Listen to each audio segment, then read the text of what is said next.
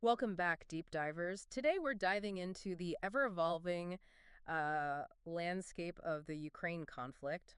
It really is something else. And you've provided a fascinating collection of reports digging into like the military and diplomatic stuff. Yeah, we got a lot this time, even some historical comparisons. Exactly. So like we've got news on Ukrainian prisoners, volunteering for the front lines, potential Russian collaborations, North Korea, yeah. and reflections on how things like the 1956 Hungarian Revolution actually play into today's strategies. Yeah, it's a lot to unpack, but I think by, working through these sources, we can gain a much clearer picture of What's really going on? yeah, exactly, and like what this all means for the future of the conflict. So let's just jump right into it. Sounds good. First up, these reports on Ukrainian prisoners volunteering to fight. I have to admit, like when I first saw this, It's very surprising, yeah, it raised a few eyebrows for sure. I bet. Oh. So what's the story here? Like what's actually happening? Well, think of it as a path to redemption. Okay. Ukraine is allowing prisoners, specifically nonviolent offenders, Okay. to volunteer for military service in exchange for potential pardons. Oh, so it's not like a forced thing. Right, exactly. So there's a process here. Absolutely. It's not just like, here's a gun, go fight. No. The sources highlight like a careful selection process, Okay. psychological evaluations, right, to make sure they're mentally prepared for combat. And they're Oh, also makes sense. integrated into existing military units. Oh, okay. So that ensures discipline Yeah. and hopefully makes them more effective soldiers. So it's not just about giving them a gun and saying go fight. There's some strategy behind it. Absolutely. And it seems to be working, at least according to some reports. Some of these prisoner battalions are performing quite well on the battlefield. Wow. So it's really making me rethink, my initial reaction. I think that's a common reaction. But it does raise a big question, right? Like, is this just a desperate move by a nation that's struggling to find soldiers? Oh, yeah. Or is it like a savvy strategy to tap into this unique pool of motivated fighters? Maybe it's both. Right. Yeah. It could be a bit of both. Yeah. It's hard to say for sure. Okay, so let's shift gears to something even more unexpected. Okay. What's that? Russia potentially teaming up with North Korea. Now, that's a plot twist, right? Yeah, it sounds like straight out of a Cold War spy film or something. Yeah, exactly. But we have a Dutch intelligence report here Yeah. that indicates that North Korean troops have been spotted in Russian-occupied areas of Ukraine. So it's not just a rumor? No, this is from a credible source. So, okay, what's the logic here? Like why would North Korea, a nation that's like thousands of miles away, Right.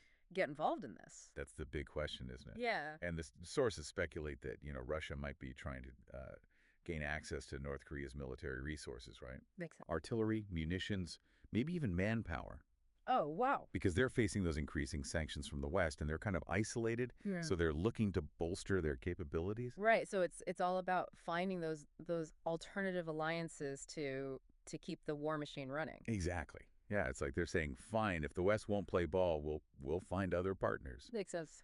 And, this whole thing, it kind of ties into the recent BRICS summit. BRICS? Yeah, BRICS stands for Brazil, Russia, India, China, and South Africa. Yeah. And they're a group of major emerging economies. Okay. And at the summit, Putin actually confirmed that they're in talks with North Korea. Oh, wow. So it's real. Yeah, it's definitely happening. But the whole idea of expanding BRICS is kind of facing some hurdles. Okay. Why is that? I mean, you'd think countries would be eager to join this powerful group. Right, you would think so, but it seems like some potential members are kind of hesitant, about aligning themselves too closely with Russia right now, Makes sense. given the situation in Ukraine. Yeah, they're probably worried about the consequences. Exactly. You're worried about the economic and political fallout. So Russia's actions in Ukraine are having these ripple effects Definitely. far beyond the battlefield. It's affecting, potential partnerships Right. on the other side of the world. Yeah, it's like a tangled web, It really It's hard to keep track of all the different connections. It is, but we're not done yet, right? Oh, no. We've only just scratched the surface. So we talked about the military and diplomatic stuff. Right. But what about the economic front? Like Yeah. how is Ukraine managing to keep its economy going while also fighting for its survival? Well, that's what's so fascinating about these sources, right? Yeah. Like it's not just about, you know, the bombs and the bullets and the battles. It gives us this glimpse into what's happening behind the scenes Yeah. and how they're trying to keep a nation running during a war. Yeah. It's a monumental task. I bet. And the sources highlight all these internal discussions Uh-huh. they're having about like securing financial relief from international partners Yep. and diversifying their economy. Oh, okay. So like, moving away from the industries that have been really heavily hit by the conflict. Right. And importantly, they're also talking about taking concrete steps to tackle corruption. So they're using this as an opportunity to rebuild, to kind of reshape their economy for the future. Exactly. Yeah, Yeah. it's really it's a very forward-thinking approach, I think. Yeah, But definitely. not everyone's on board with everything, right? Yeah. There are some concerns Oh, sure. about how effective the aid distribution is, like whether it's actually getting to the people who need it the most, Right. and how quickly it's getting there. Yeah, and there's always I imagine there are questions about if I can, Transparency, yeah. especially with Ukraine's, history of Right. corruption. So, Yeah, it's a reminder that even with good intentions, but right? Trying to navigate a wartime economy hmm is it's tough. it's really tough. Like walking a tightrope, you know? Yeah, you're trying to balance, Yeah, the immediate needs with the long-term goals, exactly. while also dealing with all this pressure and scrutiny. It's not easy. Yeah, but it's interesting that they're even thinking about the future. Yeah, yeah, absolutely. And amidst all this, they're actually working on. They have this national rebuilding plan, which is pretty fascinating. Oh, wow. So what's in this plan? What are the key parts of it? Well, it focuses on like three main things: Yeah. infrastructure, social resilience, and economic revitalization. So it's really about rebuilding the country from the ground up. Yeah. Yeah, it's about rebuilding those physical foundations, the roads, the bridges, the hospitals, the schools, All the stuff that's been damaged or destroyed by the war. exactly. Yeah. It's about, restoring those essential services, getting people back to work and laying the groundwork for that economic recovery. So it's more than just getting the economy back on track. Right. It's about rebuilding like Yeah. the fabric of society. Absolutely. Yeah, and the plan acknowledges that this rebuilding can't just focus on, like the buildings and the infrastructure. Right. It also has to address the social and psychological trauma that this conflict has inflicted on people. That's a really important point. Yeah, like how do you rebuild a nation when its people are carrying the weight of war? Right. So it's a huge undertaking. It is, yeah. But it seems like they're approaching it with a sense of a sense of hope that they can actually come out of this. Yeah, that they can emerge from this stronger and more united. That's really inspiring. Yeah, it really is, and that resilience is a powerful thing. Yeah. But we can't forget that they're not in this alone. Right. Right. We've talked about the support that they're getting from the West. Right. And we've also seen these interesting comparisons to historical events, particularly the 1956 Hungarian Revolution. Yeah, that's where things get really interesting, I think. Yeah. Because both situations involve these smaller nations Yep. that are Mhm. fighting for their sovereignty against this more powerful neighbor. Right. But the sources highlight how the Western response is different this time around. Yeah, it's definitely changed. Okay. So how so? Like what's different? Well, back in 1956, the West was pretty much limited to like diplomatic protests. Right. There was this real reluctance to get involved directly, especially militarily. And now. Now it's totally different. Yeah. We're seeing direct involvement through aid, sanctions, Mhm. intelligence sharing. Oh, wow. It's a much more proactive approach. Yeah. And this is a big but, there's still this awareness, right? That they don't want to provoke a wider conflict with Russia. So it's like this constant balancing act. Yeah, exactly. Like walking a tightrope, Yeah. trying to support Ukraine without pushing Putin over the edge. It's a very delicate situation. It really is, and it makes you wonder, like, is this limited involvement enough? Yeah. Will it actually deter Russia in the long run? That's a good It's question. a big question. Yeah, we'll have to wait and see, I guess. Exactly. Only time will tell. But it's almost like we're watching history repeat itself, Yeah. but with this modern twist. And speaking of modern twists, Yeah. the sources also draw this really interesting parallel between the role of radio-free Europe during the Cold War and the role of independent media today. That's fascinating. So what's the connection there? Well, back then, Radio Free Europe was kind of a lifeline Okay. for people living under Soviet control, providing them with uncensored news Right. Yeah. and perspectives that they couldn't get from state-run media. So it was basically a war of information. Yeah, They were trying to combat the propaganda. precisely. Yeah. And today, we're seeing independent media outlets Right. and international broadcasters Yeah. kind of playing a similar role in Ukraine.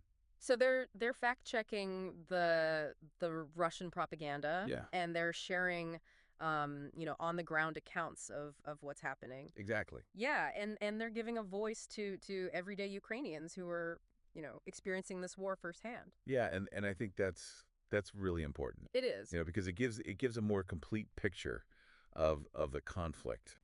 It's not just one side's narrative. Yeah. It's showing the reality of what's happening on the ground. Yeah, it's a battle for hearts and minds, right? Absolutely. Yeah. And whoever controls the narrative Yeah. can really influence how the conflict is perceived. Yeah, yeah. Not just domestically, but internationally as well. That's powerful stuff. Yeah, it really is. And in this world of deepfakes and filter bubbles, Right. I think access to reliable information is more important than ever. Definitely. And it's not just about providing information. No. It's about empowering people to think critically, Right, right. and to question the narratives that they're being fed. So it's about media literacy. Yeah, exactly. Like being able to sort through, all the noise. Yeah. And find the truth, which can be really difficult these days. It can be. So yeah, I think that's really important to keep in mind. Yeah, it is. But I think before we go too far down that rabbit hole, Okay. it's probably a good time for us to kind of take a step back. Right. And look at the bigger picture, Okay. because we've covered a lot of ground, We have. and there's still so much more to unpack. Yeah, there really is. It's amazing how these sources draw these parallels between this conflict and events from the past. Yeah. But it's even more intriguing to me, like how they highlight the nuances and the differences. Yeah. In the responses. Like we were just talking about the 1956 Hungarian Revolution, and how the West's approach back then was so much more hands-off Yeah. compared to like the direct support that we're seeing for Ukraine now. Absolutely. But it's not a blank check, is it? No, definitely not. And that's where things get even more complex. Yeah. The sources, they really emphasize that while the West is providing all this aid, and even intelligence, Uh-huh. they're still treading really carefully. Right. Nobody wants to accidentally escalate this, into a full-blown war with Russia. It's a delicate balance, right? It really is. They're trying to support Ukraine without like pushing Putin over the edge. Yeah, you don't want to provoke him too much. Right, exactly. But is this, this limited involvement, is it enough to actually like change the course of things? That's the big question. Yeah, or will it just make things drag on longer? Yeah, that's something to really think about as you go through these sources. Yeah. Like what are the potential consequences of both of those scenarios? Right. Like, does limited involvement actually embolden Russia? Oh, interesting. Or does it force them to kind of reconsider their actions? It's almost like we're seeing history repeat itself, but with this modern twist. Yeah, I think that's a great way to put it. And speaking of those modern twists, I want to circle back to this whole information warfare angle, Right. because it's amazing to me how the sources connect the role of Radio Free Europe during the Cold War Yeah. to the power of independent media today. It's so relevant. Yeah, it really highlights how crucial it is to have access to good information, Absolutely. especially during times of conflict. Yeah, and back then, Radio Free Europe was like this beacon of truth, for people living under Soviet control. Yeah. It was a way for them to get news and perspectives that weren't uh, filtered through state-run media. Right, so they were getting the real story and Exists. not just the propaganda. Yeah, and in a way, we're seeing something similar play out in Ukraine today, right? Right, with those independent media outlets Blankly. Yeah. and the international broadcasters. And they're working so hard to, fact check the Russian propaganda and Right. share those on the ground accounts and really amplify the voices of everyday Ukrainians. They're painting like a more complete picture of what's really going on. Yeah, exactly. And by doing so, they're pushing back against these attempts to, you know, manipulate and Right. control the narrative, which I think is really crucial. Yeah. It's a battle for hearts and minds, really. It really is. And in a world where information can spread so quickly, Yeah. I think it's more important than ever to be able to sort of tell the difference between, Right. the truth and the lies. And that's where media literacy comes in, right? Exactly. Yeah. It's about equipping yourself with the tools and the skills to be able to navigate this really complex information landscape. Yeah, so we need to question everything and verify our sources and Yeah. Be aware of bias and Yeah. and just form our own informed opinion. think for ourselves. Exactly. Don't just blindly accept what we're being told. Absolutely. Think of it like a shield, against all this propaganda and misinformation that's out there. Yeah. And at the end of the day, whoever controls that narrative, right, Right. has a huge advantage in shaping public opinion. Absolutely. And public opinion can change the course of history. It really can. Yeah. So that brings us to another recurring theme in these sources, Okay. and that's the importance of unity, Oh yeah, that's huge. both for Ukraine internally Right. and for its Western allies. Yeah, absolutely. And we've touched on this a little bit already, but I think it's worth kind of digging a little deeper here. Yeah, I agree. So what are the sources saying about the importance of this united front? Right. And what could happen if there's, a fractured response instead? Yeah. What are the potential downsides there? Well, for starters, the sources they really emphasize that a divided response, whether it's, among allies or within a nation, it can be incredibly detrimental, Oh, wow. especially during times of conflict. Okay. It weakens resolve. Right. It creates these opportunities for adversaries to exploit the situation. Right. And ultimately, it just undermines the effectiveness of any collective action. So it's like that old saying, united we stand, divided we fall. Exactly. Yeah. It's really important to present this united front because it projects this sense of resolve, of shared purpose, of unwavering commitment to that common goal. Right. So how does that apply specifically to Ukraine? Well, the sources point out that maintaining unity is crucial on like multiple levels. Okay. So for Ukraine, it's about fostering this sense of national cohesion. In the face of adversity, it's about rallying the people behind a common cause, which is, the defense of their homeland. Right. And for the West, it's about showing Russia that they're united Yeah, in their response to this aggression. yeah, it's about sending a clear message that they're not going to tolerate this kind of behavior. Right, that there will be consequences. Exactly, but maintaining unity is not always easy, Right, especially in the long run. especially in the long run. Yeah, and the sources they highlight some of the challenges Okay. that both Ukraine and its Western allies are facing in this regard. So what are those challenges? Well, for Ukraine, it's about managing internal political divisions, right? Mhm. Making sure that everyone feels heard and represented Oh, okay. in this fight for their future. And for the West, it's about dealing with those differing opinions among member states. Yeah, and coordinating those aid efforts Hmm. effectively and just maintaining that public support for Ukraine. Right, because it's easy to be united in the beginning, but Right. but as things drag on, Yeah, it could be harder to keep everyone on the same page. yeah, absolutely. So how is Ukraine how are they fostering that internal unity?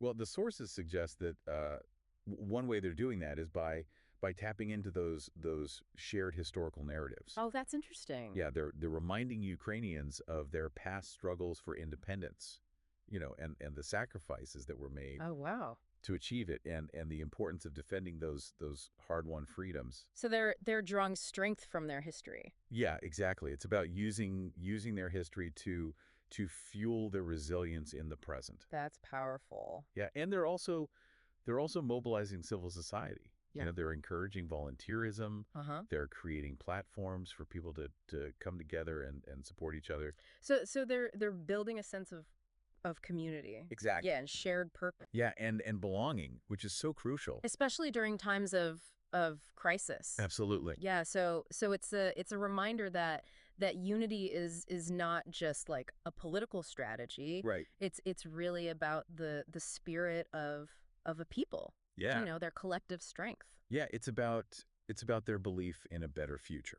That's beautiful. Yeah, it's really inspiring to see, but we can't forget about the economic front. Right. We talked about that earlier, but We did. it's worth kind of examining more closely, like what strategies they're using to keep things going. Yeah, because it's not just about fighting battles, right? It's about Yeah. keeping the country running. Yeah. So what's the latest there? Well, the sources they paint a pretty complex picture, as you might expect. I bet. On the one hand, they're getting a lot of aid Right, from the West. from their Western allies, Yeah. which is essential for keeping things going. Right. But as we discussed earlier, there are those concerns about, About how it's being distributed. yeah, like how effectively it's being distributed, Yeah. whether it's, reaching the people who need it the most, Yeah. and how quickly, and whether there's enough transparency in how it's being managed. So those are all valid concerns. Absolutely. And it's important to acknowledge that trying to manage an economy during a war is incredibly difficult. It's a nightmare, Yeah, like there's bound to be problems. problems, yeah, logistical hurdles and Bureaucracy. yeah, and probably even, instances of corruption. Right, because unfortunately those things, they tend to thrive in chaos. Yeah, but the sources also point out that they're trying to address these issues. Right. They're working to streamline things and to be more transparent. Yeah, and to crack down on corruption. So it's like they're trying to walk this tightrope between, securing the aid that they need, Right. managing it responsibly, and Yeah. dealing with these long-standing issues. It's all at the same time. It's a really tough situation. Yeah. But beyond just managing that aid, they're also focusing on, trying to diversify their economy. Oh, that's smart. Yeah, like they're trying to move away from those sectors that have been really badly hit by the conflict. Right, like heavy industry. Yeah, exactly. Yeah. And focus more on areas like technology and agriculture and renewable energy. So they're trying to build a more Sustainable. sustainable. Yeah, and resilient economic model for the future. Yeah, one that's not so Vulnerable. vulnerable, yeah, to all these disruptions. Yeah, they want something that's more aligned with global trends. Yeah, that makes a lot of sense. Yeah, and they're not just looking inward. Okay. They're also, actively seeking closer integration with European markets. Oh, right, which makes sense given that they want to join the EU. Exactly. Yeah, and that's a strategic move that could bring them a lot of benefits in the long run. Yeah. But it also requires them to, undertake some pretty painful reforms. Oh, okay. Like what kind of reforms? Well, we're talking about things like tackling corruption and strengthening the rule of law, and just creating a more business-friendly environment. So it's not just about attracting foreign investment. It's No. about building a system that's fair, Yeah, that's transparent. transparent and accountable. Yeah, that works for everyone. And that encourages growth. Yeah. Exactly. It's about building that stronger foundation for the future, Yeah. one that's rooted in good governance, Right. and sustainable economic practices. So it's a long road ahead, It is, yeah. but it's encouraging that they're even having these discussions. Yeah, it shows that they're thinking ahead. They're not just focused on surviving the current crisis. Yeah. They're thinking about how to build a better future. It's It's a testament to their resilience, It really is. and their determination Yeah. to make things better. Absolutely, and their belief in their country. Yeah, and speaking of looking ahead, we talked earlier about Ukraine's national rebuilding plan. Right, the plan that lays out their vision for recovery Yeah. for after the conflict. So can you remind us, what are the key parts of that plan? Yeah, it's essentially this comprehensive strategy, Okay. and it focuses on these three interconnected pillars: Okay. infrastructure, social resilience, and economic revitalization. So it's really about rebuilding the country. It is, yeah, it's about rebuilding the physical foundations. Yeah. Like we talked about before, the roads, the bridges. Yeah, the schools, the hospitals. Exactly, the schools, the hospitals, all those things that have been damaged or destroyed by the war. So it's about restoring those essential services, creating jobs, and Right. getting the economy back on track. Exactly, but it also goes beyond that. Right. It's about more than just the physical stuff. Right, it's about addressing the social and the psychological trauma Right. that this conflict has inflicted on people. Yeah, it's about healing those wounds, both physical and emotional. Yeah, it's about, Uh, fostering a sense of community, rebuilding trust, and providing support for the people who have been most affected by the war. It sounds like they're approaching this with a very holistic By perspective. far. Yeah. Recognizing that rebuilding a nation is about more than just restoring buildings. Absolutely. It's about rebuilding lives and communities and Yeah, it's about rebuilding hope yeah. and a sense of shared purpose. And this plan is not just, it's not just a document sitting on a shelf somewhere. No, they're actually putting it into action. That's good. Yeah, the sources highlight how they're already taking steps to implement it, Wow. even while the conflict is still going on. That's pretty amazing. Yeah, they're securing funding, they're engaging with civil society organizations, Mhm. and they're working to build consensus around this vision for the future. That's inspiring. Yeah, it's really encouraging to see that even in the midst of all this adversity, they're not they're not just focused on surviving. Right. They're actively planning for a better tomorrow. It's a sign of their strength, It is. and their commitment to creating a better future for their country. Yeah, absolutely. And we can't forget about those external forces that are shaping this whole situation. Right, like the Russia-North Korea alliance. Yeah, that's the wild card in all of this. It's like something out of a movie, It really is. but it's very real. Yeah. And it raises all sorts of questions about what this means for the balance of power Absolutely. in the region and beyond. And the sources offer some pretty fascinating insights into, Oh, go. what's Yeah. motivating this unlikely partnership Yeah. and what the potential implications could be. So for Russia, it seems like it's born out of necessity. Yeah. Right. Yeah, they're facing increasing isolation. Right. They're facing sanctions. Yeah, and they need support. So they're looking for other friends. Exactly. They're looking for alternative sources of support, both Mhm. both military and economic, Right. And North Korea with its with its military. with its large military. Right. They've got a lot of artillery. They've got missiles. So they're looking to North Korea to help them. Yeah, to bolster their dwindling resources and to get around those sanctions. But what's in it for North Korea? Right. That's the big question. Yeah, they're already They're already isolated. isolated and sanctioned. Yeah. Why would they risk getting even more involved in all of this? Right. Well, the sources suggest a few possible answers. Okay. First, they could be getting paid a lot of money. Okay, so financial compensation. Yeah, Russia could be giving them a lot of money. Sir, their support. Yeah, because North Korea's Yeah. economy is really struggling. Right. So this could be a lifeline for them. That makes sense. And second, they might be looking for access to Russian technology, Oh. particularly in areas like missile development Oh, wow. and nuclear proliferation. So it's a mutually beneficial Yeah, it could bring arrangement, at least. on the surface. Yeah, On the surface. but like with any alliance, there are risks involved. Of course. Yeah. For North Korea, getting involved in this could really damage their reputation. Yeah, even more. Yeah, and lead to even tighter sanctions.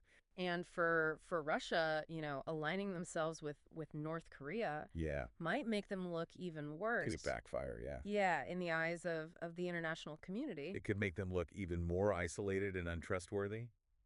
So it's a risky gamble It is. for both sides. Yeah, it'll be interesting to see how this plays out. Yeah, we'll have to keep an eye on that. Definitely. But I think before we go too far down that rabbit hole, Right. let's take a step back and look at the bigger picture here. Right, we've covered a lot. We've gone from like the micro level, Yeah. the strategies on the battlefield Yeah. to the macro level, the geopolitical stuff.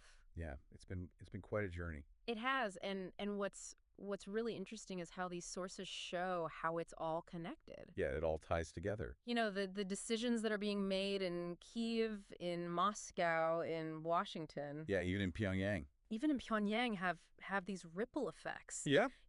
Far beyond their borders. Absolutely. It's a reminder that we live in a very complex and interconnected world. Yeah. And that even conflicts that seem far away can actually have a real impact on our lives. Yeah, it's a good reminder to stay informed. Absolutely.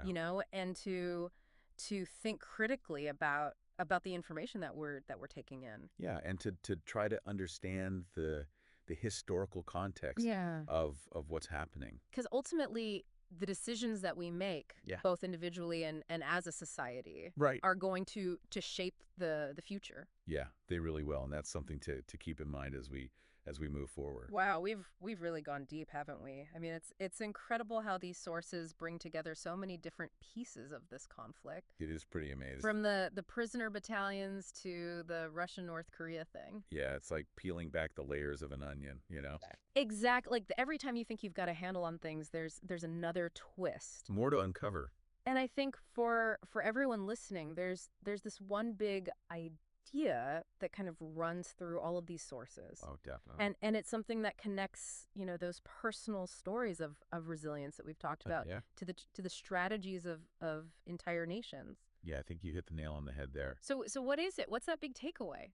It's adaptation. Adaptation. Yeah, it's about how everyone involved, from individual soldiers to whole countries, they're having to adapt to this constantly changing situation. Yeah, when you put it that way, I can see it everywhere. Wow. You've got Ukraine using those prisoner battalions, finding new ways to keep their economy going. It's incredible, really. They're rewriting the rules on resilience. Right, and then you've got Russia turning to North Korea. Right, out of necessity. As they're, kind of being pushed away by the West. Exactly. It's a high-stakes gamble. Yeah. But it shows how far they're willing to go. And even the West is adapting, right? Oh, absolutely. They're trying to figure out how to support Ukraine without starting a bigger war. It's a delicate dance. Yeah, it really is. Everyone's constantly adjusting to the changing circumstances. But it's not just happening on the global stage, right? No.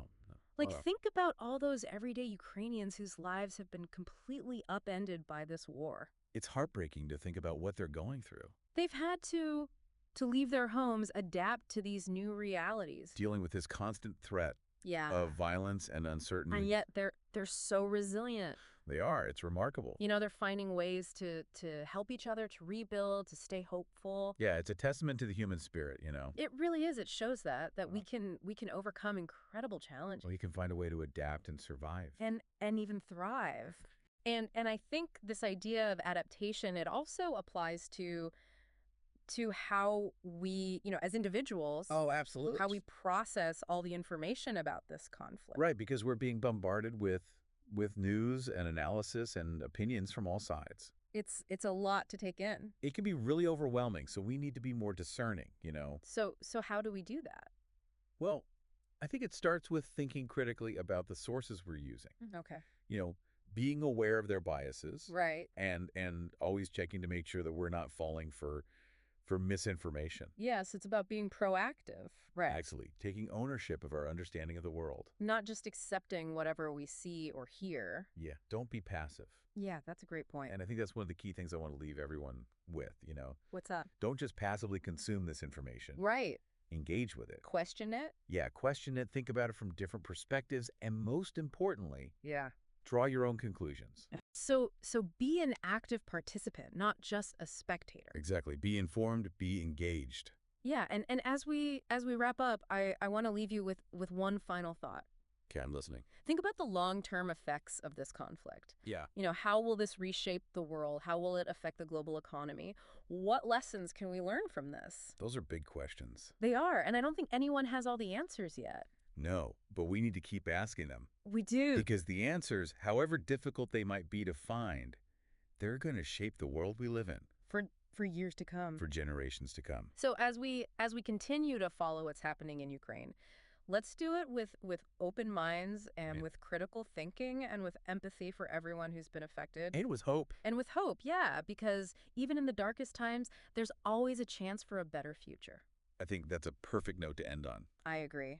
So Deep Divers, we'll leave you with that. Until next time, keep exploring, keep learning, and keep diving deep.